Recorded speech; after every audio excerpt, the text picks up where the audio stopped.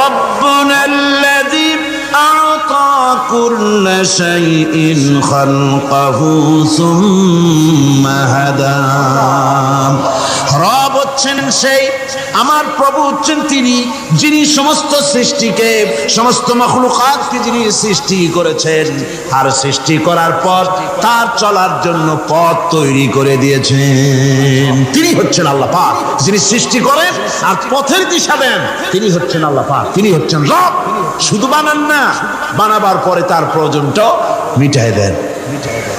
আল্লাহ পাক সেই আল্লাহ বলছেন, খালাকাল ইনসানা আল্লামাহুল বায়ান।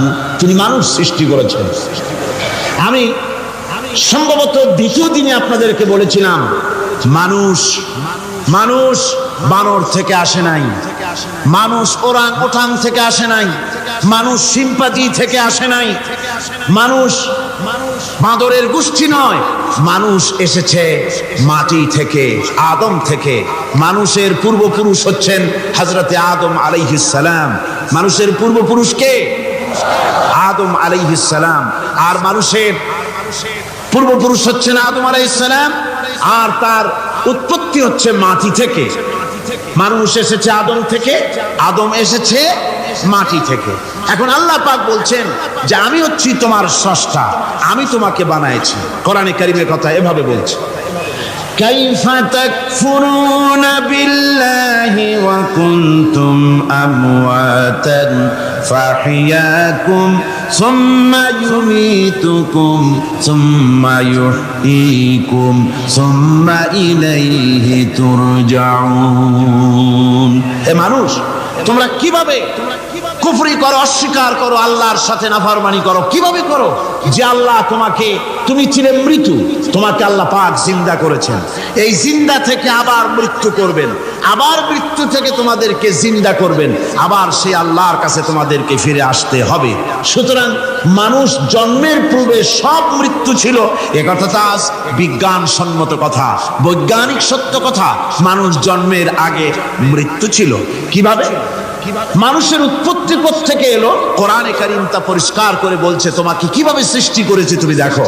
সন্তান মায়ের জরায়ুতে আসার পূর্বে সে ছিল পিতার শুক্রকীট আর মায়ের ডিম্বাণু, অর্থাৎ স্পার্মটোজন এবং ওভাম, এই দুটি জিনিসের মধ্যে সে বিভক্ত ছিল। মায়ের বক্ষপিঞ্জর এবং পিতার পৃষ্ঠদেশ থেকে সবেগে নির্গত এক ফোঁটা পানি দিয়ে আমি আল্লাহ পাক তোমাকে সৃষ্টি করেছি। কোরআনে কারীম বলছে, হাল আতা আলাল ইনসানি হিনুম মিনাদ দাহরি লাম ইয়াকুন শাইআম মাযকুরা। মানুষের জীবনে কি এমন এক সময় এসেছিল না যখন সে উল্লেখযোগ্য বিষয় বস্তু হিসাবে পরিগণিত ছিল না? তোমার নাম ছিল না, পরিচয় ছিল না, কিছুই ছিল না, দুনিয়ার কেউ তোমাকে জানতো না, শুনতো না। আমি আল্লাহ পাক তোমাকে সৃষ্টি করেছি। তুমি কোত্থেকে এলে? কোরআনে কারীম থেকে তা জেনে নাও। আল্লাহ রাব্বুল আলামিন বলেন, ইন্না খালাকনাকুম মিন তুরাবিন সুম্মা মিন নুতফাতিন সুম্মা মিন আলাকাতিন সুম্মা মিন মুদগা। আমি রব্বুল আলামিন তোমাকে সৃষ্টি করেছি, মাটির উপাদান দিয়ে তৈরি করলাম। মা বাপের, পুরুষের স্পার্মটোজন আর মহিলাদের ওভাম দুটোতে মিলে মায়ের গর্ভের ভিতরে নাপাক পানি ফোঁটাকে জমাট রক্তে পরিণত করে দিলাম। এই জমাট রক্তকে গোশত বানালাম, কচি কচি হাড় দিয়ে একটা বডি, একটা স্ট্রাকচার তৈরি করলাম। তারপরে ফাকাসাউনাল ইযামা লাহমা, গোশত দিয়ে, রব দিয়ে, চামড়া দিয়ে সুন্দর করে ছাউনি দিয়া মায়ের গর্ভের ভিতরে আমি আল্লাহ রব্বুল আলামিন তোমাকে বানাইছি। মায়ের পেটের ভিতরে ফি কারারিন মাকিন, একটি সুরক্ষিত জায়গায় তোমাকে আমি রেখে দিলাম, যেখানে কোনো রোগ, কোনো জার যেখানে পৌঁছতে পারবে না, কোনো অসুবিধা হবে না। এমন একটা জায়গায়, এমন একটা ইন্টেনসিভ কেয়ার ইউনিটের ভিতরে রেখেছি। সুবহানাল্লাহ, একটা ইন্টেনসিভ কেয়ার ইউনিট। যেখানে কোনো রকমের কোনো জাল প্রবেশ করে বা করবার কোনো ক্ষমতা নাই কারো, এমন একটা যে একটা প্যাকেট, সুন্দর একটা প্যাকেট, একটা কভারের মধ্যে তোমাকে তৈরি করা হলো মায়ের পেটের মধ্যে। তারপরে আজকে তুমি কুফরি করতেছো, আজকে আমাকে অস্বীকার করছো। ওই গর্ভের ভেতরে আমি ইচ্ছে করলে রক্তের পিণ্ডের আকারে মায়ের গর্ভ থেকে আবর্ষণ করে দিতে পারতাম, দুনিয়ার মুখ দেখতে পারতে না। মায়ের পেটের ভেতর থেকে মরা সন্তান হিসাবে বের করে দিতে পারতাম, বিকলাঙ্গ করে বের করে দিতে পারতাম, পঙ্গু করে বের করতে পারতাম, পারতেন না? আল্লাহ রাব্বুল আলামিন বলেন কেমনে বানালাম? খলাকাল ইনসান, মানুষ আমি সৃষ্টি করেছি মায়ের পেটের ভিতরে বসে। যখন ক্ষুধার উদ্রেক হলো, রুহু যখন এসে গেল, ক্ষুধা লাগলো, খাবারের প্রয়োজন হলো, আমি কেমনে খাওয়ালাম? দুনিয়ার কোনো মা বাপ, কোনো নেতা, কোনো ডাক্তার, কোনো চিকিৎসা বিজ্ঞানী মায়ের পেটের সন্তানের খাবার সরবরাহ করতে পারে না। আল্লাহ পাক বলেন তুমি কি খাবে? ব্যবস্থা আমি করেছি। মায়ের মাসিক অসুখকে বন্ধ করে দিয়ে মায়ের নাভির সঙ্গে তোমার নাভির সাথে তার লাগাইয়া দিয়েছি, আর ওই তারের মাধ্যমে রক্ত বের করে দিয়া মায়ের রক্ত দিয়ে তিল তিল করে তোমারে বড় করেছি। রক্তটা মুখে লাগাই নাই, মুখে লাগলে পরে নাপাক রক্ত মুখটা নাপাক হয়ে যাবে। নাভির ভিতর দিয়ে পাস করে দিলাম, মুখটাকে পবিত্র রেখে দিলাম, যাতে করে দুনিয়ায় আসার পর আমার পবিত্র বানানো মুখখানা দিয়া এই দুনিয়ায় বসে তোমার আল্লাহর পবিত্র নামের জিকির করতে পারো। এমন সুন্দর করে মায়ের পিঠের ভিতরে তৈরি করলাম, হাত দিলাম, পা দিলাম, সুন্দর করে বানালাম, এমন নিখুঁত করে বানালাম, তাকায়া দেখো নিজের দিকে, সুন্দর করে বানালাম। এরপরে কি করলাম? সুম্মা নুখরিজুকুম তিফলা, বাচ্চার আকারে মায়ের পেট থেকে আস্তে করে বের করে নিয়ে আসলাম। সুবহানাল্লাহি ওয়া বিহামদিহি, আস্তে করে মায়ের পেট থেকে নিয়ে এসেছি পৃথিবীর বুকে। পৃথিবীতে যখন আসলে তখন তোমার অবস্থাটা কি ছিল?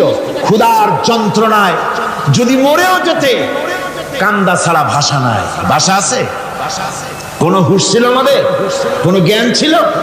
আল্লাহ রাব্বুল আলামিন বলেন আল্লাহু আখরাজাকুম মিন বুতুনি উম্মাহাতিকুম লা তা'লামুনা শাইআ, মায়ের গর্ভ থেকে এমন অবস্থায় বের করে এনেছি যখন তোমার কোনো হুঁশ নাই, জ্ঞান নাই, কথা বলতে পারো না, পায়খানার ভিতরে পড়ে থাকো, ট্যাটা করে কান্দা ছাড়া পথ নাই, পানির পিপাসায় গলা শুকায় যায়, কান্দা ছাড়া পথ নাই, মনের তোমার মুখের কোনো ভাষা নাই কান্না ছাড়া।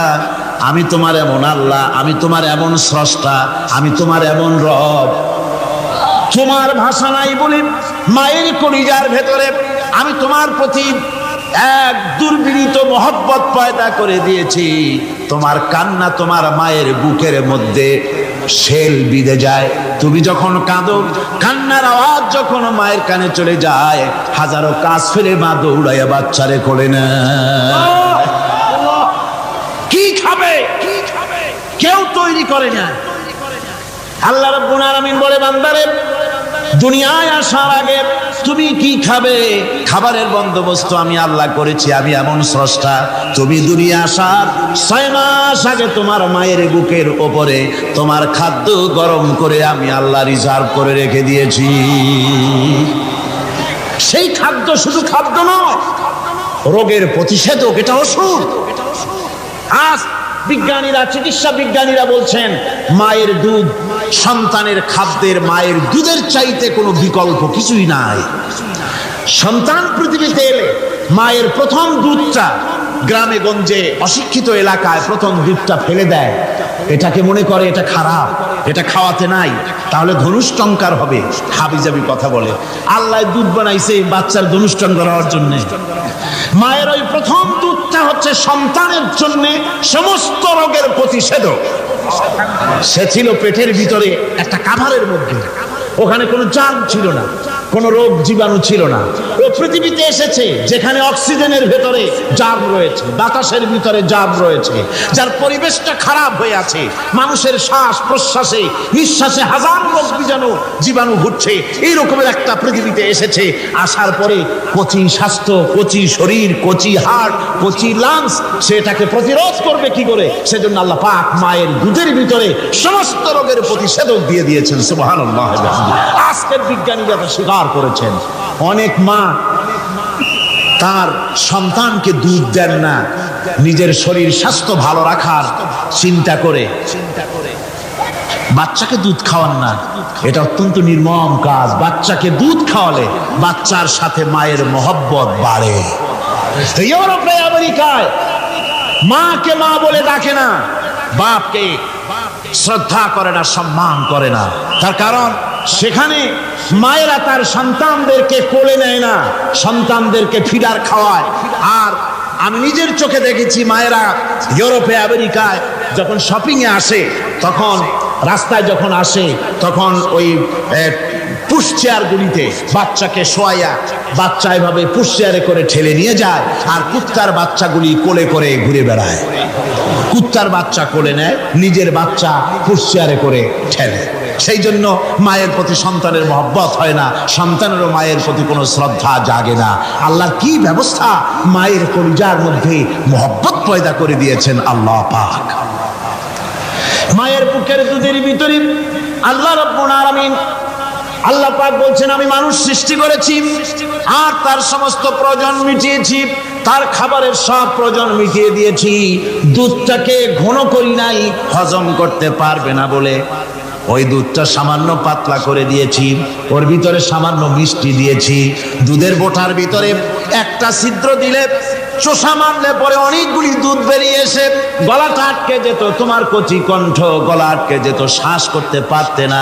এজন্য মায়ের স্তনের বোটার ভিতরে সূক্ষ্ম সূক্ষ্ম 32টা ছিদ্র করে আস্তে করে দুধ বার করে তোমার জীবন আমি বাঁচাইছি। খলাকাল ইনসান, মানুষ সৃষ্টি করেছি আমি আল্লাহ পাক। সুতরাং যে আল্লাহ পাক এ মানুষ সৃষ্টি করলেন আর মায়ের কলিজার ভিতরে মহব্বত পয়দা করে দিলেন, সে আল্লাহ পাক বলছেন, খবরদার ওই মাকেও যেন আবার ভুলে যেও না। মাকে সম্মান করে করো, মা বাপকে মহব্বত করো, তাদেরকে শ্রদ্ধা করো। বউ পাইয়া, সুন্দরী স্ত্রী পেয়ে মায়ের কথা ভুলে যেও না। অনেক সাহেব আছে মায়ের কথা ভুলে যায়, স্ত্রীর কথা অনুযায়ী মায়ের উপর অত্যাচার করে, এরকমও বহুত আছে। আল্লাহ পাক বলছেন, শোনো, وَقَضَى رَبُّكَ أَلَّا تَعْبُدُوا إِلَّا إِيَّاهُ وَبِالْوَالِدَيْنِ إِحْسَانًا। তোমার প্রভুর পক্ষ থেকে ফয়সালা হয়েছে, চূড়ান্ত সিদ্ধান্ত হয়ে গিয়েছে, আমি আল্লাহর ইবাদতের পর তোমার মা বাপের ইহসান করবে, খেদমত করবে, তাদের জন্য উপকার করবে, তাদেরকে ভালোবাসবে।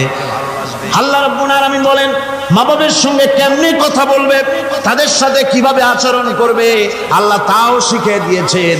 আল্লাহ পাক বলেন, ওয়ালা তাকুল লাহুমা ওয়া কুল লাহুমা কাওলান কারীমা।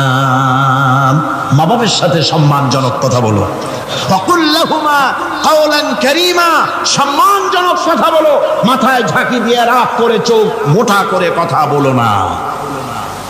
তুমি সন্তান, তোমার জন্য সবচাইতে বড় পীর তোমার আব্বা, তোমার আম্মা, ঠিক কিনা কন? ছেলের জন্য, মেয়ের জন্য, সন্তানের জন্য সবচাইতে বড় পীর কে? বাপ মা। এটা ভালো করে মনে রাখতে হবে। আপনার মৌলানা সাহেবদের দোয়া, পীর সাহেবদের দোয়া কবুল হতেও পারে, নাও হতে পারে, 50-50 সম্ভাবনাও আছে, আবার সম্ভাবনা নাই। কিন্তু মা বাবার দোয়া কবুল হবে 100% সিউরিটি রয়েছে। রাসূলুল্লাহ বলেছেন 3 জনের দোয়া কবুল হবে, মুস্তাজাবুদ দাওয়া। কয়জনের দোয়া কবুল হবে? আল্লাহ রাব্বুল আলামিনের হাবিব বলেন 3 জনের দোয়া কবুল হবে আল্লাহর দরবারে। তার মধ্যে একজন হলেন মাজলুম ব্যক্তি, যে ব্যক্তি অত্যাচারিত, যে ব্যক্তি মুসাফির, প্রবাসী তার দোয়া কবুল হবে। আর মা বাপ যদি সন্তানের জন্য দোয়া করে, ওই দোয়া আল্লাহ রব্বুল আলামিনের দরবারে মঞ্জুর হয়ে যায়। আল্লাহ রব্বুল আলামিন মা বাপ সম্পর্কে বলেন, মা বাবের জন্য আমার কাছে দোয়া করবি বান্দারা, আমার কাছে দোয়া করবি। দোয়াটা আল্লাহ পাক শিখাচ্ছেন, রব্বিরহামহুমা কামা রব্বায়ানি সাগীরা। পড়েন সবাই, রব্বিরহামহুমা কামা রব্বায়ানি সাগীরা। একটু জিকির করেন, লা ইলাহা, একটা ফ্যান আনতে হবে, মাস্ক। লা ইলাহা ইল্লাল্লাহ, লা ইলাহা ইল্লাল্লাহ, লা ইলাহা ইল্লাল্লাহ, লা ইলাহা ইল্লাল্লাহ মুহাম্মাদুর রাসূলুল্লাহ। আমার ভাইরা, আল্লাহ পাক শিখাচ্ছেন, বান্দা তোর মা বাপের জন্য আমার কাছে দোয়া কর। আল্লাহ রব, আয় আমার প্রভু, আমার মা বাপ যেমন ছোটবেলায় আমাকে স্নেহের কোলে লালন পালন করেছে, আয় আমার আল্লাহ তুমি আমার মা বাপকে তোমার রহমতের কোলে লালন পালন করো। আল্লাহ শিখাই দিয়েছেন। আমার ভাইরা, প্রত্যেক নামাজের পরে এই দোয়াটা ভুলে যাবেন না। ভুলে যাবেন? ভুলে যাবেন? আমার ভাইরা, আমার বোনেরা, সবাই প্রত্যেক নামাজের পরে পড়বেন, রব্বিরহামহুমা কামা রব্বায়ানি সাগীরা। এই দোয়া করতে কেউ ভুলে যাবেন না। আল্লাহ রাব্বুল আলামিন বলে, বান্দারে ওয়া ওয়াসাইনাল ইনসানা বিওয়ালিদাইহি ইহসানা হামালাতুহু উম্মুহু কুরহা ওয়া ওয়াদাতুহু কুরহা। আল্লাহ পাক বলেন, আমি পৃথিবীর সমস্ত মানব মণ্ডলীকে উপদেশ দিয়েছি, মা বাপকে সম্মান করো, শ্রদ্ধা করো, তাদের উপকার করো। তার কারণ হলো তোমার মা তোমাকে গর্ভে ধারণ করেছে অত্যন্ত কষ্টের সাথে। আল্লাহ বলতেছেন, মা তোমাকে গর্ভ ধারণ করেছে অত্যন্ত কষ্টের সাথে, এরপরে তোমাকে ডেলিভারি করেছেন অত্যন্ত কষ্টের সাথে, তোমাকে ডেলিভারি করেছেন। আমার ভাইয়েরা, জনাব অধ্যাপক মফিজুর রহমান সাহেব আমাকে বলছেন যে মাহফিলের চতুর্দিকে তার কাছে, ওনাদের কাছে রিপোর্ট এসেছে এক শ্বাসরুদ্ধকর পরিবেশ সৃষ্টি হয়ে গিয়েছে। মহিলাদের ভেতরে 3 জন নাকি সেন্সলেস হয়ে পড়েছেন, এত প্রচন্ড ভিড় হয়েছে সেখানে। আমি আপনারা দোয়া করুন, আল্লাহ যেন এই মাহফিলকে সুন্দর রূপে পরিচালিত করে দেন, রহমতের হাওয়া যেন বহায় দেন। জোরে কোন আমিন, আর জোরে কোন আমিন।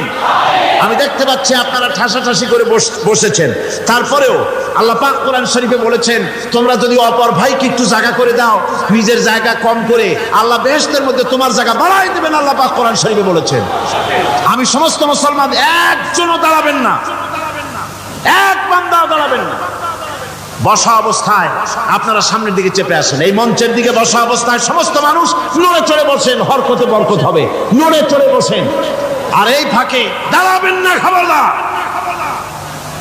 বসা অবস্থায় মঞ্চের দিকে চেপে আসেন, আর জোরে সোরে মহব্বতের সাথে জিকির করেন, লা ইলাহা ইল্লাল্লাহ। গভীর রাত্রে মানুষ সব ঘুমায় যায়, গর্ভবতী মা ঘুমাতে পারে না, সন্তান পেটের ভিতরে হাঁটু দিয়া গুতা মেরেছে, পা দিয়া লাথি মেরেছে। মা চরম শীতের রাত্রে, প্রচন্ড শীতের রাতে গায়ের লেপটা সরায় দিয়া মা একবার দাঁড়ায়, আর একবার বসে, একবার দেওয়ালের সাথে হেলান দিয়া দাঁড়ায়, কষ্ট করে রাতটারে কাটায় দেয়। আবার সারাদিন সংসারের জন্য কাজ করেছেন, রান্না বান্না করেছেন মা, সকলকে খাওয়াইয়া মা শেষের দিকে খেতে গেছেন। যখন নিজে খেতে গেলেন, খাবারের ক্ষুধা নিয়ে, পেট ক্ষুধা নিয়ে খেতে বসেছেন, পেটের ভিতরে সন্তান লাথি মেরেছে, পেটের মধ্যে ঘুষা মেরেছে, হাঁটু দিয়া গুতা মেরেছে, ভরা পেটে, পেটের ভিতরে সন্তান গুতা মারলো হাঁটু দিয়া, মাথা দিয়া। মা ক্ষুধা রয়েছে, পেটে খেতে পারলেন না, বেদনা শুরু হয়েছে। খাবারের থালাটা ঠেলে দিয়ে মা দাঁড়ালেন, বসলেন, চোখের পানি ফেললেন। এভাবে করে মা একটা দুইটা দিন নয়, 10টি মাস পর্যন্ত সন্তানটা সন্তানটাকে পেটের মধ্যে নিয়ে একটা জীবিত মানুষ আর একটা জীবিত সন্তান পেটের মধ্যে নিয়ে নড়াচড়া করছেন, চলাফেরা করছেন।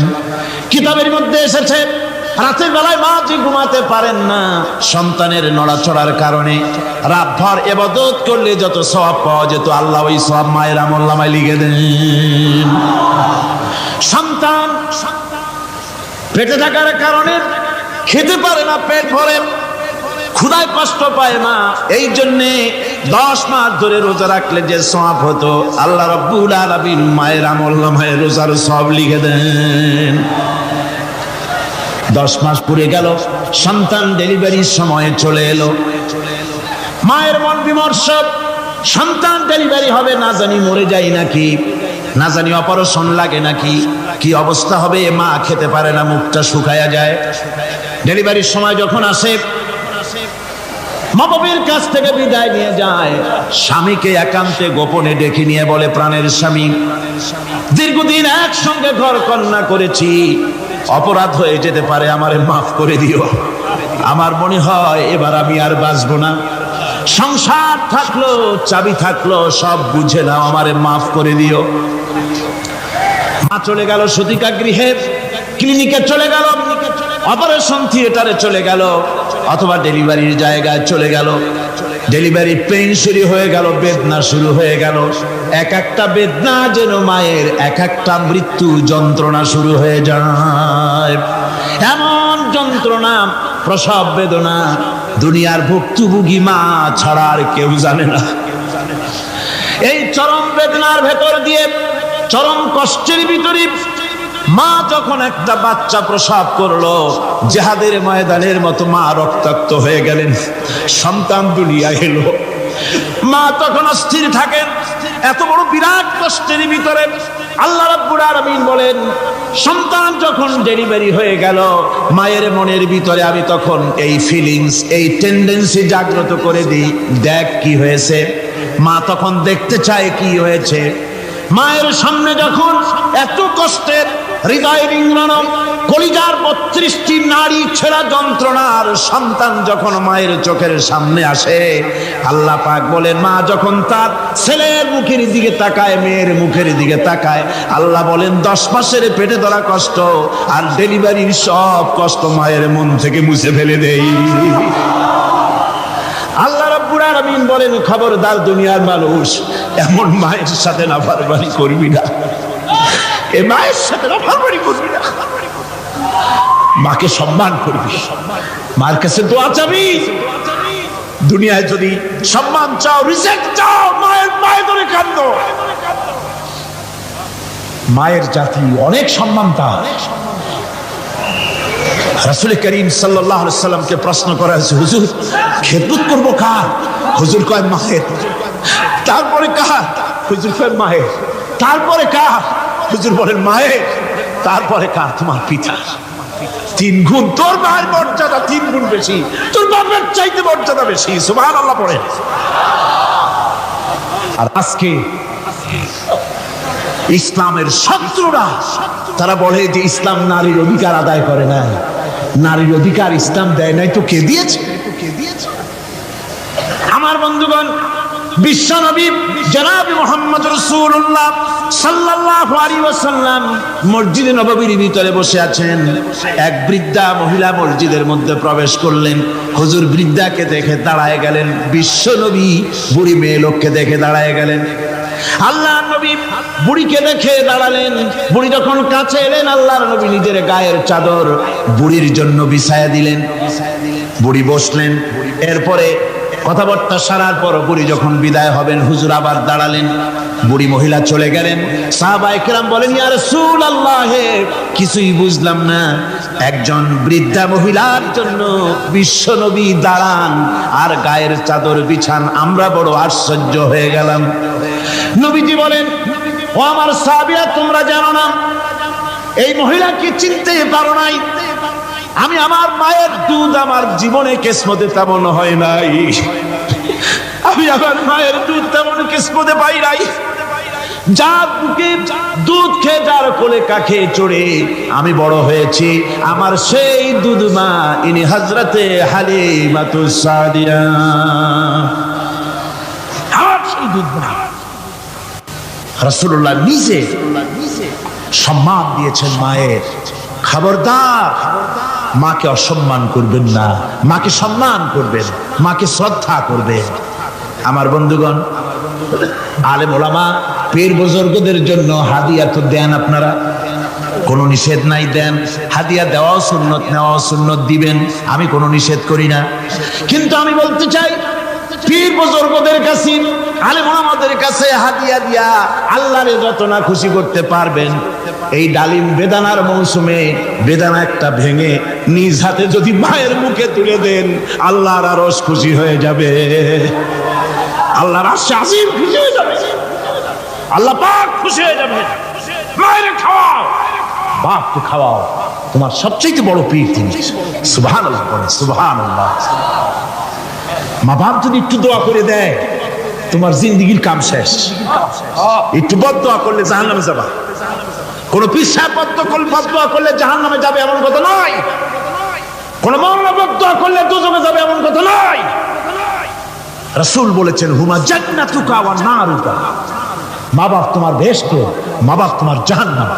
মা বাপ যদি অসন্তুষ্ট হয় দোজখে যাবি, আর মা বাপ যদি খুশি আল্লাহর জান্নাতে চলে যাবে। সুবহানাল্লাহ, সুবহানাল্লাহ, সুবহানাল্লাহ। মায়ের পায়ের তলে তোর বেহেশত।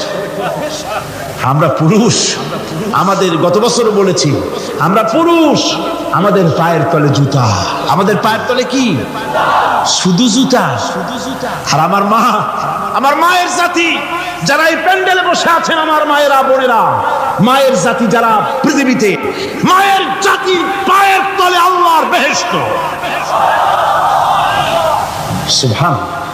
নারীর মর্যাদা ইসলাম দেয় নাই, কে দিয়েছে? আল্লাহ দিয়েছেন, আল্লাহ রাসূল দিয়েছেন। আমার বন্ধুগণ, হযরত বাইজিদ বুস্তামি, ছোট্ট বাচ্চা ছেলে, গভীর রাত্রে মা অসুস্থ, পানির পিপাসায় জেগে উঠেছেন। বাবারে, পিপাসায় শেষ হয়ে গেলাম, পানি দাও।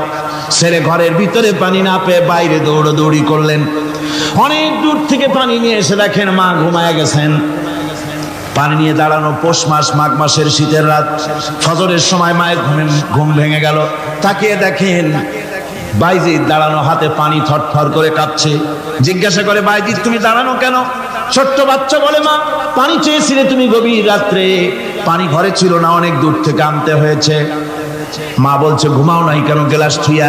বাচ্চা বলে, ঘুমাই নাই, তুমি যদি আবার পানি চাও, সময় মতো যদি দিতে না পারি, মা তোমার কষ্ট হবে, এই জন্য ফজর পর্যন্ত আমি দাঁড়ায় আছি, কখন তুমি পানি চাও। মা হাতের থেকে পানি নিয়ে পান করলেন। বাইজিদকে বিছানার উপরে আরাম করে কম্বল দিয়ে ঘুম পড়াইয়া দিলেন। হযরত বাইজিদের মা উযু করে ফজরের নামাজ পড়ে সিজদায় চলে গেলেন।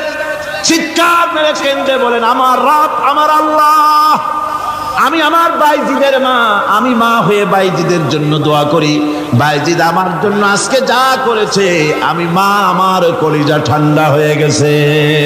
হায় আল্লাহ, আমি বাইজিদের জন্য দোয়া করি, তুমি তাকে সুলতানুল আরিফিন বানাইয়া দিও। মঞ্জুর হয়ে গেল আল্লাহ পাকের কাছে দোয়া। আমার ভাইরা, আল্লাহ পাক বলছেন, খবরদার, আমার ইবাদতের পরে মা বাপ, আল্লাহর ইবাদতের পরে কারা? মা বাপ। মা বাপকে সম্মান করো, শ্রদ্ধা করো, মোহাব্বত করো, কিসমত খুলে যাবে, কিসমত খুলে যাবে। মা বাপকে সম্মান করো। হযরত আবু হুরায়রা রাদিয়াল্লাহু তাআলা আনহু রাসূলের সামনে এসে কাঁদতেছে। হুজুর বলছেন, আবু হুরায়রা কাঁদো কেন? কাঁদো কেন? রাতের বেলা কাঁদো কেন? হযরত আবু হুরায়রা বলছেন, হুজুর আমাকে মা মেরেছেন। হুজুর বলছেন, মা মারলো কেন? কোন অপরাধ করেছো? কোন গোস্তাখি করেছো? আবু হুরায়রা বলছেন, না হুজুর, কোন গোস্তাখি করি নাই, তবে মারলো কেন? হযরত আবু হুরায়রা বলছেন, হুজুর আমি আপনার দরবার থেকে ফিরতে রাত হয়ে গিয়েছিল। মা জিজ্ঞেস করলেন, আবু হুরায়রা এত রাত্রে কোথায় ছিলি? বললাম, আমি ছিলাম যে কদম চুমতে পারলে দুনিয়া ধন্য হয়, সেই দরবারে নববীর কদম মোবারক থেকে আসতে আমার দেরি হয়েছে। আমার মা মুশরিকা, আপনার নাম শুনে তার গায়ে আগুন জ্বলে উঠলো, আমাকে ধরে মারা আরম্ভ করলো, বলল হয় আমার বাড়ি ছাড়বি আর না হয় মুহাম্মদ সাল্লাল্লাহু আলাইহি ওয়াসাল্লামের দরবার ছাড়বি। আমি বললাম আমার মা, তুমি বুড়ি মানুষ, তোমার গায়ে তত শক্তি আছে, সমস্ত শক্তি দিয়ে আমারে পিটাও, আমারে মারো, মারতে মারতে আমাকে বাড়ি থেকে তুমি বের করে দাও। তোমার বাড়ি শুদ্ধ তামাম দুনিয়া ছেড়ে দিতে পারি, আল্লাহর নবীর কদম মোবারক ছেড়ে দিতে পারি না। হুজুর, আমার মা আমাকে গলা ধাক্কা দিয়ে বের করে দিয়েছেন। হুজুর বলছেন, আবু হুরায়রা, তোমার মা তোমাকে মেরেছে, তুমি আমার কাছে নালিশ করছো? আমার তো এখানে ইন্টারফেয়ার করার কিছু নেই। সুবহানাল্লাহ, সুবহানাল্লাহ। মা তোমাকে মেরেছে, এখানে আমার করার কিচ্ছু নাই। বিশ্ব নবী বলছেন, এত বড় পাওয়ারফুল নবী, লেজিসলেটিভ পাওয়ার, সারে আল্লাহ তাকে বানিয়েছেন শরীয়ত প্রণেতা। কোরআন শরীফ, কোরআন শরীফই শুধু হালাল ও হারামের, হালাল এবং হারামের, বৈধ এবং অবৈধের সীমারেখা শুধু কোরআনই ঠিক করেন, রাসূলের জন্য আল্লাহ ছেড়ে দিয়েছেন।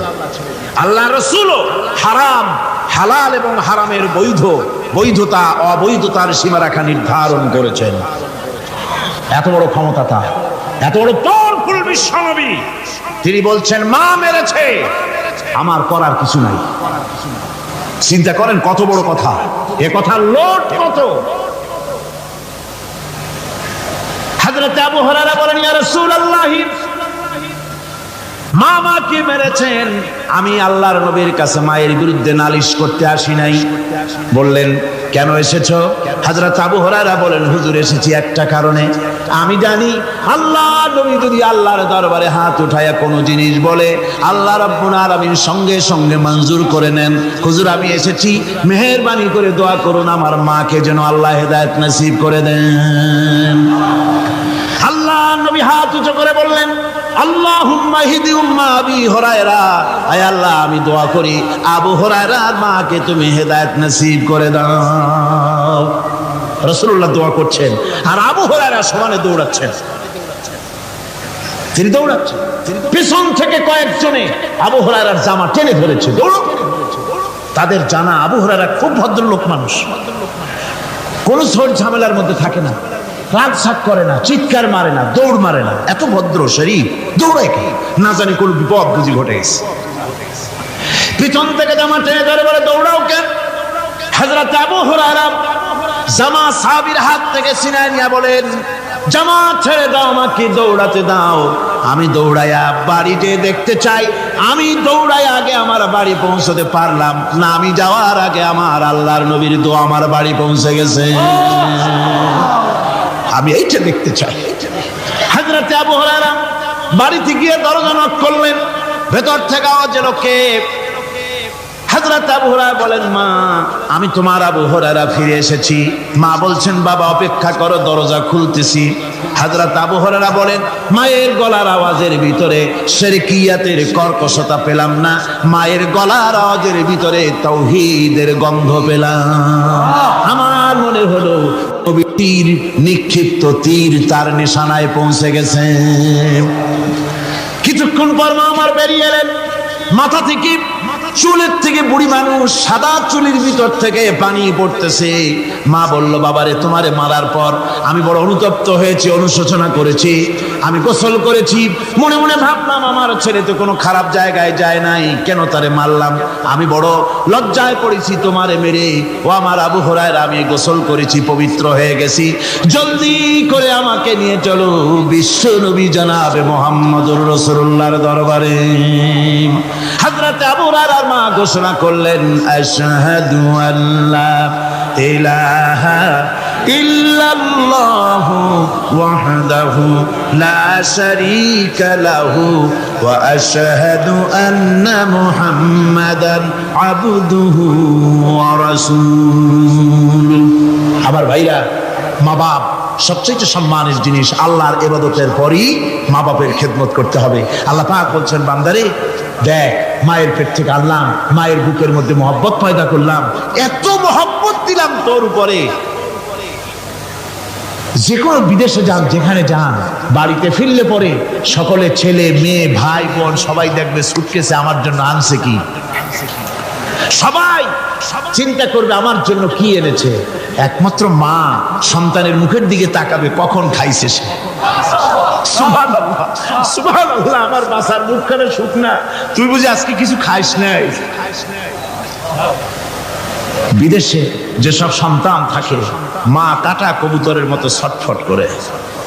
আমার ছোটবেলার কথা আমি দেখেছি শর্ষিরা মাদ্রাসায় পড়তাম। আব্বা টাকা দিতেন মাদ্রাসায় যাওয়ার সময়, আবার মা আবার মুরগির ডিম বিক্রি করা, বিভিন্ন জিনিস বিক্রি করা বা বাজার করা পয়সা, উদ্বৃত্ত কিছু পয়সা আব্বার অজান্তে আমার হাতের মুঠার মধ্যে দিয়ে দিতেন। যখন মাদ্রাসার দিকে রওনা হয়েছি, পর্দার আড়াল থেকে দরজা থেকে দেখতাম, যতক্ষণ তাকায় দেখতেছি চোখ থেকে পানি দল করে পড়তেছে। সুবহানাল্লাহ, মা কি জিনিস! আল্লাহ আল্লাহ আল্লাহ। বিদেশে যদি কারো সন্তান মারা যায়, সবাই জানার আগে কবি বলতেছেন, বিদেশে বিরাজ্য যার পুত্র মারা যায়, পশু পক্ষী না জানিতে আগে জানে মায়। মায়ের কলিজার তারে টান লেগে যায়, মা বুঝতে পারে আমার সন্তানটা নাই। আহারে মা! আমার বন্ধুগণ, মা যার বেঁচে আছে বেয়াদবি করেছেন, পাও ধরে মাপ নিয়ে নেবেন, পাও ধরে মাপ নিয়ে নেবেন। মা তো পা ধরে দেখবেন মাফ করে দিবে। সুবহানাল্লাহ, সুবহানাল্লাহ। কত দরদ তার বুকের মধ্যে। আর মা বাপকে সম্মান করবে। যাক, এই বিষয়ের উপরে আমি আর যেতে চাই না। শুধু আমি আপনাদের বললাম, এই বিশাল জনতাকে বললাম, সবচাইতে বড় পীর আপনার জন্য আপনার মা বাপ। সবচেয়ে বড় পীর কে? মা বাপ। সন্তুষ্ট করেন, রুজিতে অভাব ঘটবে না। কোন মাজারে গিয়ে সেজদা দেওয়া লাগবে না, আল্লাহর কসম। মাজারে যাই চাওয়া লাগবে না। মা বাপকে খেদমত করেন, মা বাপকে খুশি করেন, মা বাপকে খাওয়ান, হাদিয়া দেন। মা বাপ খুশি, রুজিতে বরকত হবে, ব্যবসায় বরকত হবে, ঋণগ্রস্ত থাকবেন না, সম্মান আল্লাহ বাড়াই দিবেন। সুবহানাল্লাহ বিহামদি, রাসূলুল্লাহর হাদিস। এই জন্য আমি অনুরোধ করব, মা বাপকে সম্মান করবেন। আল্লাহ পাক বলছে, খালাকাল ইনসানা আল্লামাহুল বায়ান। আমি মানুষকে সৃষ্টি করেছি। কেমনে সৃষ্টি করলাম তা তো এতক্ষণ বললাম। এইভাবে করে মানুষ সৃষ্টি করেছি। দেখো, তোমার নিজের দিকে তাকাও। ফালয়ানজুরিল ইনসানু মিম্মা খুলিক। কিভাবে মানুষ তোমাকে সৃষ্টি করা হলো, একবার তাকায় দেখো। তোমার শরীরের দিকে একটু তাকায় দেখো তো, কেমনে আমি বানাইলাম, কিভাবে তৈরি করলাম, লক্ষ্য করো। এই যে মাথা, এই মাথাটার ভিতরে আছে কি? মগজ, ব্রেইন। বিজ্ঞানীরা বলেছেন এতে 1000 মিলিয়ন নার্ভ সেলস আছে। 1000 মিলিয়ন নার্ভ সেল। সেল হচ্ছে CELL, সেল। সেল মানে কোষ। এই 1000 অনুভূতি কোষ, 1000 মিলিয়ন অনুভূতি কোষ রয়েছে মাথার ভেতরে। মস্তিষ্কের এসব কোষগুলি, এসব সেলগুলি, তার মধ্যে আবার আছে নার্ভ ফাইবার, অর্থাৎ সূক্ষ্ম নার্ভ সুতা। সমগ্র শরীরের মধ্যে তা ছড়িয়ে দেওয়া আছে। এই সূক্ষ্ম সুতার মাধ্যমে ঘন্টায় 70 মাইল বেগে শরীরের প্রত্যেকটা অঙ্গ প্রত্যঙ্গের খবর মস্তিষ্কের মধ্যে চলে যায়। সুবহানাল্লাহ বিহামদিহি। আপনার পায়ে যদি কাটা ফোটে, শরীরে যদি ব্যথা লাগে, ঘন্টায় 70 মাইল বেগে সূক্ষ্ম যে তারগুলি আল্লাহ দিয়েছেন, ওই তারের মাধ্যমে আপনার মাথায় চলে যায়। মস্তিষ্কে গেলে পরে তড়িৎ গতিতে সিদ্ধান্ত হয় কাটা তুলতে হবে। অথবা একটা সাপ দেখেছেন, সাপ প্রথম চোখ দিয়ে দেখলেন, চোখ, এই চোখের ভিতরে আপনার 130 মিলিয়ন লাইট রিসেপ্টর আছে। অর্থাৎ বিভিন্ন দৃশ্যকে, ছবিকে ক্যাচ করার মতো 130 মিলিয়ন লাইট রিসেপ্টর গ্রহণযোগ্য মেশিন রয়েছে চোখের ভিতরে। চোখ দিয়ে সাপ দেখলেন, চোখের ভিতরে রয়েছে আবার অসংখ্য তার। এই অসংখ্য তার ব্রেনের সঙ্গে জুড়ে দেওয়া আছে। চোখ সাপ দেখলো, 70 মাইল বেগে প্রতি ঘন্টায় এই খবর তড়িৎ প্রবাহের মতো মস্তিষ্কের ভেতরে চলে গিয়েছে। মস্তিষ্ক সঙ্গে সঙ্গে ডিসিশন দিচ্ছে, দৌড় মারো, অথবা লাঠি হাতে নাও, অথবা যে কোনো একটা পজিশন তাকে সাথে সাথে সিদ্ধান্ত দিয়ে দিচ্ছে। জোরে বলেন সুবহানাল্লাহ। এই অনুভূতি শক্তি যদি আল্লাহ পাক না দিতেন মানুষের শরীরে, পায়ের মধ্যে পাথর ঢুকলে, কাঁটা তো কাঁটা, পাথর ঢুকলেও টের পাইতাম না। আল্লাহ পাক এই ব্যবস্থা করে দিয়েছেন মস্তিষ্কের মধ্যে এতগুলি সেল, প্রত্যেকটা সেলের আলাদা আলাদা কাজ। সুখ, দুঃখ, ভালোবাসা, মোহাব্বত, আনন্দ, স্বাদ ইত্যাদি জিনিসের অনুভূতি মস্তিষ্কের ভেতর থেকেই হয়। এখানে সেগুলি রেখে দেওয়া হয়েছে। তারপরে রয়েছে এই মস্তিষ্কের ভেতরে মেমোরি, মেমোরি স্মৃতি, স্মৃতি শক্তি। দেখুন এই যে টেপ রেকর্ডার, টেপ রেকর্ডারে ওয়াজগুলি রেকর্ড হচ্ছে, তাফসীর রেকর্ড হচ্ছে। কিছুদিন পর ওই রেকর্ডের উপরে আর একটা কথা যদি উঠান, তাহলে প্রথম কথা থাকবে? প্রথম গান বা ওয়াজ থাকবে? নষ্ট হয়ে যাবে। কিন্তু আল্লাহ রাব্বুল আলামিন আপনার আমার মাথার ভিতরে এমন এক ফিতা দিয়ে দিয়েছেন, এমন একটা মেমোরি ফিতা দিয়েছেন, যেই ফিতার ভিতরে হাজার হাজার, লক্ষ লক্ষ, কোটি কোটি সমস্ত কথাগুলি ধরবে, আপনি মুখস্থ করতে পারবেন। আগে যা মুখস্থ করেছেন, পরে মুখস্থ করলে পরে আগেরটা মুছে যাবে না। সুবহানাল্লাহ। কি সুন্দর করে মস্তিষ্কের ভেতরে এই মেমোরি শক্তিকে আল্লাহ পাক তৈরি করে দিয়েছেন। চিন্তা করলে মাথা নত হয়ে যাবে আল্লাহর দরবারে। আল্লাহ পাক বলছেন, এই জিনিস আমি তোমার মাথার মধ্যে রেখেছি। দেখুন মানুষ কত কথা বলে, কত বই পড়ে, মানুষের মাথায় যত কথা আছে সব কথা যদি লিপিবদ্ধ হয়, ভলিউম ভলিউম হয়ে যাবে, যা একটা লাইব্রেরিতে ধরা সম্ভব নয়। অর্থাৎ আপনার মাথাটা হচ্ছে একটা বিশ্বকোষ, আপনার মাথাটা হচ্ছে একটা বিরাট বিশ্বজোড়া লাইব্রেরি। জোরে কোন সুবহানাল্লাহ। আপনার মাথায় যা আছে তা আপনার কোনো বিল্ডিং এর মধ্যে ধরবে না, কোনো গ্রামে, কোনো দেশের মধ্যে তা ধরবে না। এত জিনিস আপনার মাথার মধ্যে আছে, ঠিক কিনা? এরপরে আল্লাহ পাক একটা চোখ আমাদের দিলেন। আল্লাহ রাব্বুল আলামিন বলেন, আলাম নাজআল লাহু আইনাইনি ওয়া লিসানান ওয়া শাফাতাইন ওয়া হাদাইনাহুন নাজদাইন। আমি কি তোমাদেরকে দুটি চক্ষু আর জিহ্বা, আর তোমাদেরকে আমি কি তোমাদের দুটি চক্ষু, দুটি ঠোঁট আর জিহ্বা কি আমি তোমাদের দেই নাই, যা দিয়া তোমরা দেখতে পাও, যা দিয়া তোমরা অনুভূতি, মাথার ভিতরে অনুভূতি জাগে। এই যে দুটো চোখ দিলাম, সুবহানাল্লাহ, সুবহানাল্লাহ বলেন। দুটি চোখ আছে বলে এই সুন্দর পৃথিবী দেখতে পাই। চোখ দুটি না থাকলে পৃথিবী অন্ধকার, মা দেখতে পাবো না, কোরআন দেখতে পাবো না, পৃথিবী দেখতে পাবো না, বাপ দেখতে পাবো না, সন্তান দেখতে পাবো না, দুনিয়াটা মিথ্যা হয়ে যাবে, ঠিক কিনা? ছোট্ট চোখ, 1 থেকে 1.5 ইঞ্চির ভিতরে এত সুন্দর দুটি ক্যামেরা, যে ক্যামেরা দিয়া দুনিয়ার সব কিছুকে ক্যাচ করা যায়, সব ক্যাচ করা যায়। বলুন তো, এমন একটা বাক্স আপনারা কেউ বানাই দিতে পারবে যে বাক্সের ভিতরে হাতি, ঘোড়া, বাঘ, ভল্লুক, ময়না, টিয়া, পাহাড়, পর্বত, নদ, নদী, কীট, পতঙ্গ, তরু, লতা, গাছপালা, গোষ্ঠী সুদ্ধা ধরবে, আরো খানিকটা জায়গা বাকি থাকবে, এরকম একটা বাক্স কেউ বানাই দিতে পারবে? পারবে। এমন একটা বাক্স পৃথিবীর কোন মিস্ত্রি বানাতে পারবে না। কিন্তু আল্লাহ রাব্বুল আলামিন আপনার আমার কপালের নিচে 1 থেকে 3 ইঞ্চির ভিতরে এমন 2টা ফিল্ম বক্স তৈরি করে দিয়েছেন, যা দিয়ে তাকাবেন আপনি কোটি কোটি মানুষ দেখবেন, পাহাড় দেখবেন, সমুদ্র দেখবেন, সূর্য দেখবেন, চন্দ্র দেখবেন। এত কিছু দেখার পরেও চোখের ভিতরে আরো খানিকটা জায়গা ফাঁকা থেকে যায়। কি বিরাট নিয়ামত এই চোখ আল্লাহ পাক আমাদেরকে দান করেছেন।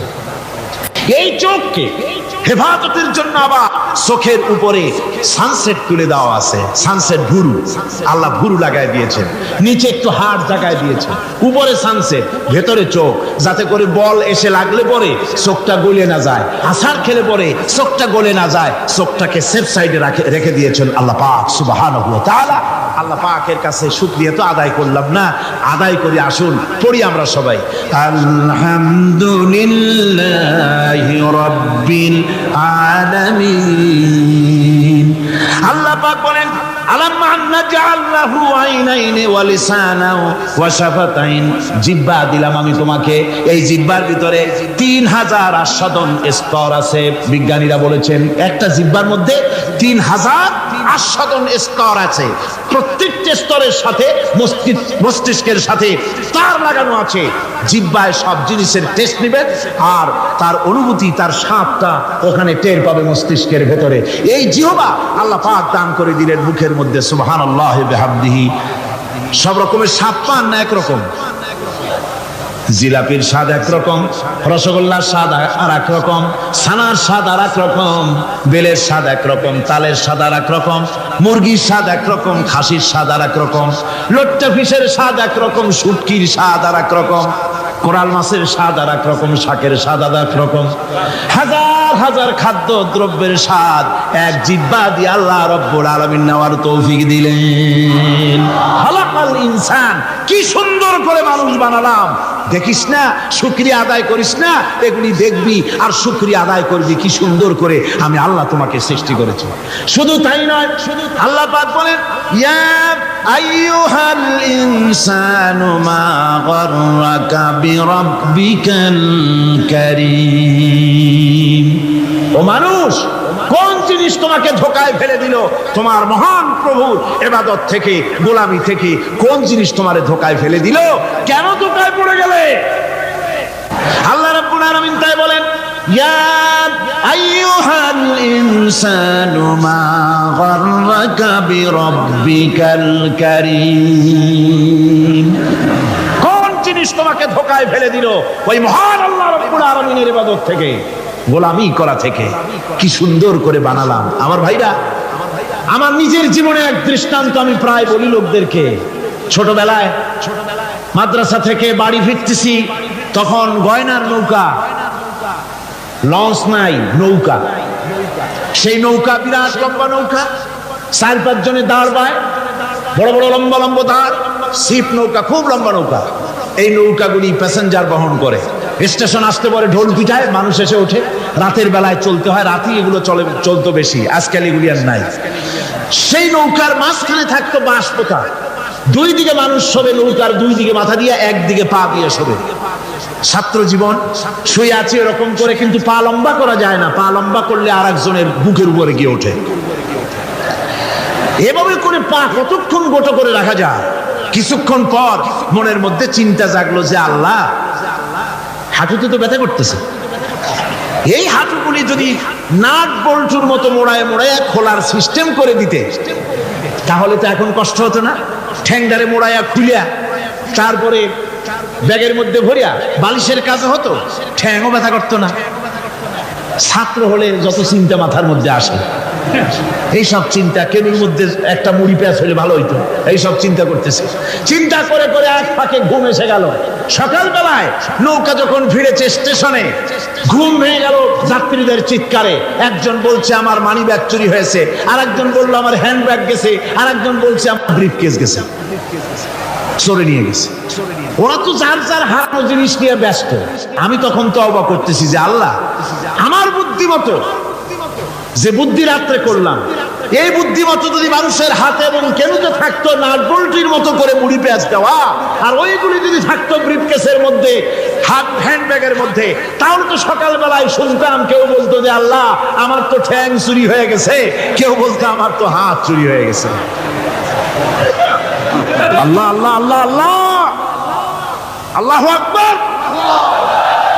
আল্লাহ সুবহানাহু ওয়া তাআলা কি সুন্দর করে তৈরি করেছেন। এত হাল তারা মিন ফুতুর, আমার সৃষ্টি নৈপুণ্যতার ভেতরে কোনো ভুল দেখতে পাও? কোনো ভুল পাবে না। আমার সৃষ্টি নৈপুণ্যতার ভেতরে কোনো ভুল নাই। সুবহানাল্লাহি বিহামদিহি, সুবহানাল্লাহি বিহামদিহি। এত সুন্দর করে আল্লাহ সুবহানাহু ওয়া তাআলা মানুষ সৃষ্টি করলেন। খলাকাল ইনসান আল্লামাহুল বায়ান।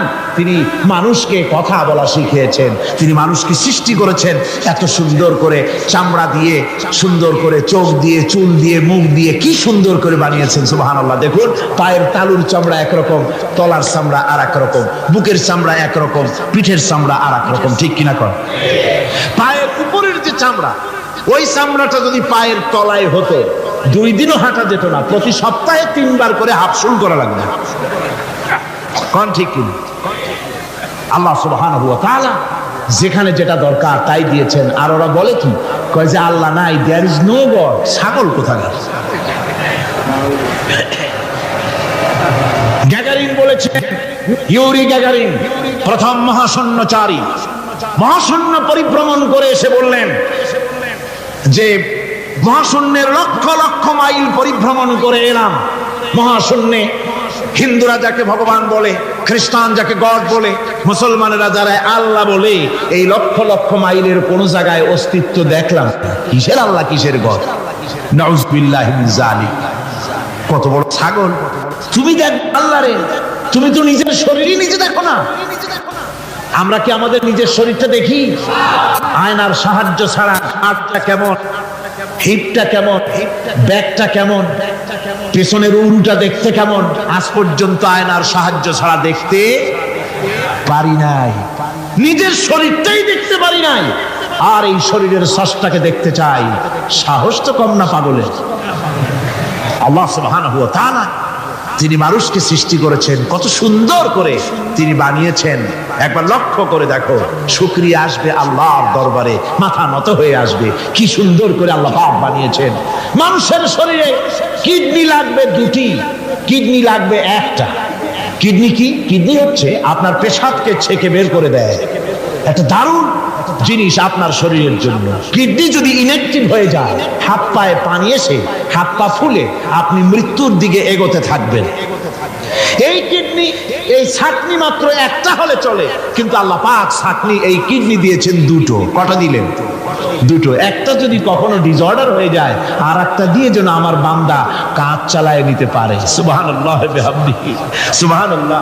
চোখ তো একটা হলেও হয়, কিন্তু আল্লাহ চোখ দিলেন দুটো। কটা দিয়েছেন? দুটো চোখ দিয়েছেন, দুটো কান দিয়েছেন। আমি অবাক হয়ে গিয়েছি যখন আমার ছেলের চিকিৎসা চলতেছিল সিঙ্গাপুর মাউন্ট এলিজাবেথ হসপিটালে। 7টা অপারেশন হয়েছে। আমার ছেলে কারিবুল মত, একেবারে মৃত্যুর দুয়ারে চলে গিয়েছিল। 7টি অপারেশন, 40 ব্যাগ রক্ত লেগেছে। 2.5 ফিট তার ইন্টেস্টাইন কেটে ফেলেছে, 2.5 ফিট খাদ্যনালী কেটে ফেলে দিয়েছে। আমি ডাক্তারকে জিজ্ঞেস করলাম, সার্জনকে, 2.5 ফিট তার খাদ্যনালী তুমি কেটে ফেললে, তা আমার এই ছেলে খেয়ে হজম করবে কি করে? তার খাওয়াটা হয় প্রবলেম হবে না? ডাক্তার আমাকে যা বলল, শোনা মাত্র আমার চোখে পানি এসে গেল। ডাক্তার বলল, তুমি জানো না, আমি তো মাত্র 2.5 ফিট কেটেছি। তোমার স্রষ্টা, এই পৃথিবীর স্রষ্টা মানুষ যিনি সৃষ্টি করেছেন, প্রত্যেক মানুষের পেটের ভিতরে এই খাদ্যনালীকে রব্বুল আলামিন 22 ফিট লম্বা করেছেন। 22 ফিট লম্বা আছে এটা। আমি তো মাত্র 2.5 ফিট কেটেছি। কোন প্রয়োজনে যদি কাটতে কাটতে আরো কাটা হয়, 10 ফিটও কাটা হয়, কষ্ট হবে না। সুবহানাল্লাহ বিহামদিহি। তার শ্বাস নেওয়ার জন্য, প্রশ্বাস নেওয়ার জন্য কি ব্যবস্থা আল্লাহ পাক করেছেন। হার্ট, মানুষের হার্ট বিট হচ্ছে, এটাকে হার্ট বিট যেটা হয়, সংকোচন সম্প্রসারণ। এই যে মানুষ, ডাক্তাররা বলে রোগী হার্ট অ্যাটাক করেছে, হার্ট অ্যাটাক করেছে। হার্ট যে হার্ট অ্যাটাক করবে, অ্যাটাকটা কি? অ্যাটাকটা হচ্ছে সংকোচন সম্প্রসারণ, সংকোচন সম্প্রসারণ, এরকম হচ্ছে। ফট করে এটা অ্যাটাক করলে, আর যদি ছেড়ে না দেয়, এটাই অ্যাটাক করা, এটাই তার জীবনটা শেষ হয়ে যাওয়া। ডাক্তাররা বলেছেন যে মানুষের শরীরের সবকিছু চিন্তা করে, গবেষণা করে বহুত কিছু বুঝেছি, কিন্তু হার্টটা এরকম পাঞ্চিং কেন করে, এই জিনিস আজও পর্যন্ত আমাদের মাথায় ঢোকে নাই। সুবহানাল্লাহ। আল্লাহ পাক কি সুন্দর করে এই পাঞ্চিং এর মাধ্যমে, হার্ট যেভাবে করতেছে, এই পাঞ্চিং এর মাধ্যমে সমস্ত শরীরের রক্তগুলি পা থেকে শুরু করে মাথা পর্যন্ত সব ছড়িয়ে দেওয়া হচ্ছে। এভাবে ছড়িয়ে দেওয়া হচ্ছে যাতে করে মানুষ জীবিত থাকে, শরীরের রক্ত গরম থাকে, হিম শীতল হয়ে মানুষ যেন মারা না যায়। এই জন্য আল্লাহ সুবহানাহু ওয়া তাআলা এত সুন্দর ব্যবস্থা করেছেন। এক সময় আঘাত পেয়ে অনেকগুলি রক্ত যদি পড়ে যায়, মানুষ রক্ত শূন্যতায় মরবে না, আবার খানিকটা রক্ত রিজার্ভ থাকে, আল্লাহ পাক রিজার্ভ করে রাখেন। স্পঞ্জের ভিতরে পানি থাকলে উপর থেকে টের পাওয়া যায়, ওরকম খানিকটা রক্ত আল্লাহ শরীরের ভিতরে রিজার্ভ করে গেছেন। এই জন্য বড় বড় ডাক্তাররা, বড় বড় ডাক্তার, বড় বড় বিজ্ঞানী কখনোই নাস্তিক হয় না। এইসব দৃশ্য দেখে তারা মনে করে নিশ্চয়ই একজন কেউ আছেন যিনি এগুলি তৈরি করেছেন, এগুলি এমনি এমনি হয় না। যিনি তৈরি করেছেন তিনি কে? তিনি হচ্ছেন আল্লাহ সুবহানাহু ওয়া তাআলা। তিনি এগুলি সৃষ্টি করেছেন, তিনি এগুলি তৈরি করেছেন। ওই আল্লাহ পাকের কাছেই আমাদের সকলকেই ফিরে যেতে হবে। আল্লাহ রাব্বুল আলামিন তিনি বলছেন, আমি মানুষ সৃষ্টি করেছি। খালাকাল ইনসানা আল্লামাহুল বায়ান। মানুষ সৃষ্টি করেছি, শুধু মানুষকে সৃষ্টি করি নাই, আমি আবার তার জোড়াও তৈরি করে দিয়েছি। মানুষ একা একা না, পৃথিবীতে সব জোড়ায় জোড়ায় তৈরি করেছি। উদ্ভিদের মধ্যে জোড়া তৈরি করেছি, প্রাণী জগতের মধ্যে জোড়া তৈরি করেছি। এই দুনিয়ার ভিতরে যা কিছু আছে, উদ্ভিদ হোক আর মানুষ হোক, প্রাণী জগৎ হোক, সবগুলিকে আমি আল্লাহ জোড়া বানাইছি। জোড়ায় জোড়ায় নর এবং নারী সবগুলির মধ্যে করে দিয়েছি। ওয়া মিন আয়াতিহি আন খালাকা লাকুম মিন আনফুসিকুম আজওয়াজান লিতাসকুনু ইলাইহা ওয়া জাআলা বাইনাকুম মাওয়াদ্দাতান ওয়া রাহমা। আল্লাহ রাব্বুল আলামিন বলেন, আমার অগণিত নিদর্শনের ভিতরে এটাও একটি নিদর্শন যে আমি তোমাদের থেকে তোমাদের জোড়া তৈরি করেছি, তোমাদের স্ত্রীদেরকে তৈরি করেছি, যাতে করে তোমরা তাদের কাছে শান্তি পাও। আর তোমাদের মধ্যে ভালোবাসা সৃষ্টি করেছি, মহব্বত সৃষ্টি করে দিয়েছি। আর পরিণত বয়সে এই মহব্বতকে আমি আল্লাহ করুণার সহৃদয়তায় পরিণত করে দেই। তোমার থেকে তোমার জোড়া নারী সৃষ্টি করেছি, স্ত্রী। সেই স্ত্রীর কাছে তুমি তোমার স্বস্তি শান্তি ফিরে পাবে। আর যখন বৃদ্ধ হয়ে যাবে, তখন এই ভালোবাসাটা আমি করুণা আর মহব্বতের মধ্যে পয়দা করে দেই। এর দ্বারা এই ভালোবাসা এবং মহব্বতের মাধ্যমে সন্তান সন্ততি পৃথিবীতে আসে, নাতি আসে, পৌত্র আসে, পৌত্রী আসে। এভাবে করে আত্মীয় স্বজন পরিবেষ্টিত অবস্থায় দুনিয়ায় মানব বংশ আমি এভাবে করে বৃদ্ধি করি। আর এরপরে মানব সৃষ্টি করে মানুষকে এক পরিবেশ সৃষ্টি করে দিয়ে তাকে কথা বলারও আমি ভাষা শিখিয়েছি। আল্লামাহুল বায়ান। মানুষকে আমি কি শিক্ষা দিয়েছি? কথা বলতে আমি শিক্ষা দিয়েছি। কথা বলার কারণেই মানুষ মানুষ, আর কথা বলতে পারে না বলে মানুষের সাথে পশুর সাথে এই বিরাট পার্থক্য। পশু কথা বলতে পারে না, মানুষ কথা বলতে পারে। কথা বলা হচ্ছে মানুষের একটা বিশেষ বৈশিষ্ট্য।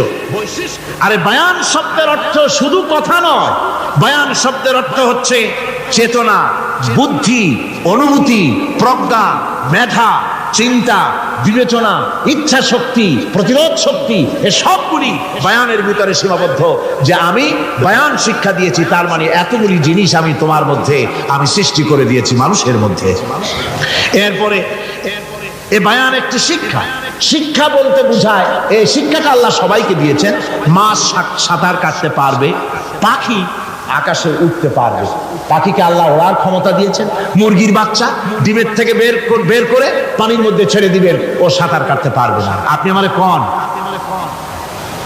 মুরগির ডিমের ভিতরে মুরগির বাচ্চা, হাঁসের ডিমের ভিতরে হাঁসের বাচ্চা, সে কি করে বোঝে ডিমের কোন অংশ পাতলা? সেই অংশটা সে অপারেশন শুরু করে দেয়। সে কিন্তু সব জায়গায় ঠকায় না। ওই ডিমের পর্দার ভিতরে একটা অংশ আছে পাতলা, সামান্য পাতলা। সেই পাতলা অংশ সে ঠুক করে একটুখানি অপারেশন করে, পর্দাটা ফেটে যায়, সেখান থেকে সে বেরিয়ে আসে। কে শিখালো যে এই জায়গায় ঠুক করে আওয়াজ কর, বেরোতে পারবি? কে শিখালো? আল্লাহ পাক শিক্ষা দিয়েছেন। এটা বায়ানের অন্তর্গত। মানুষকে দিয়েছেন বায়ান, ওকে দিয়েছেন শিক্ষা। হাঁসের বাচ্চা পানির ভিতরে ছেড়ে দিলে ওকে সাঁতার কাটতে হবে, কে শিখালো? আল্লাহ পাক। বাতাসে পাখিরা উড়ে বেড়ায় ডানা মেলে।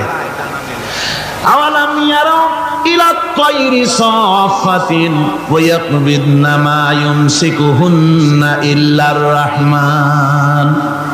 দেখে নাকি তারা পাখিটি কেমন? মেলি দুটি লঘু ডানা, উড়িয়া বেড়ায় শূন্যের পরে নাহি তার কোনো মানা। আবার সে ডানা গুটাইয়া চলে কিন্তু পড়ে না তবু, বলকে বাতারে শূন্যে রাখিছে ভিন্ন সে এক প্রভু। প্লেনের মতো, এরোপ্লেনের মতো দেখছেন না পাখিগুলি এরকম এরকম করে ওড়ে। আবার কখনো উঠতে গিয়ে আর ডানা দোলায় না, দুটো ডানা শরীরের সাথে মিশাইয়া একেবারে রকেটের মতো উড়ে চলে যায়, কিন্তু পড়ে যায় না। কে তাকে শূন্যের উপরে রেখেছে? ধরে কম কে রেখেছে? এই ট্রেনিং আল্লাহ পাক তাকে দিয়েছেন। আল্লাহ পাক তাকে এই শিক্ষা দিয়েছেন। এই শিক্ষা, পানিতে সাঁতার কাটবে মাছ, বায়ুতে ভেসে বেড়াবে পাখি, তারপরে মানুষের চোখের পলক পড়বে, পাকস্থলী হজম করবে, এসব শিক্ষা আল্লাহই দিয়েছেন। প্রত্যেকটা জিনিসকে সৃষ্টি করেছেন, আর তার কাজটাও কিভাবে হবে তাও আল্লাহ পাক শিখিয়ে দিয়েছেন। এই জন্য শুধুমাত্র এই শিক্ষাটুকুনি নয়, মূল শিক্ষা হচ্ছে আল্লামাহুল বায়ান। এর আসল অর্থ হলো মানুষের জ্ঞানের পূর্ণতার জন্য আল্লাহ পাক বায়ান দিয়েছেন। সে বায়ান হচ্ছে কোরআনে কারীম। সে বায়ান কি? কোরআন।